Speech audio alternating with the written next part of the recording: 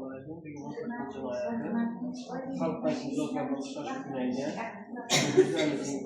yuridik отделdan boshliq hisobiy o'zlarimizning sizlarga tushuntirib tanishtirib o'tadi. Agar xohishlaringiz bo'lsa kredit olinglar, agar tadbirkorlar borki yaxshi turib sizlarga dollar valyuta krediti olsangiz bo'ladi.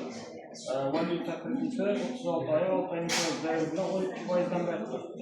12% bo'ladi. Bunda sizda zarofdan so'raladi. Zarofda noturar joy, turar joyda praktikada hech kim bo'lmasligi kerak va 2021dan baland bo'lgan mashina taklif qilinadi. Agar yo'q, men hozircha inashi tadbirkorim bor, shu bo'yicha bayon bo'lsa 24% moliyaviy ko'mak kreditimiz bor. Bu 36 oyga undan shuningdek bo'ladi, elektron baholash shartlari bo'ladi. Ya'ni mustaqil baholash ko'chadan bizlarimiz baholab beramiz, shu 80%dan sizlarga pullarni beramiz. Endi hozir shu tasib keladigan bo'lsangiz, 6 oy debit baholash hech qanday pul ishlanmaydi. Mobil banklarga beriladi.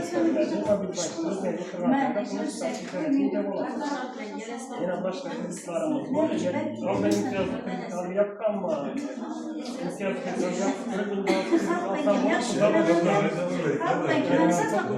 bo'yicha kredit olsangiz bo'ladi.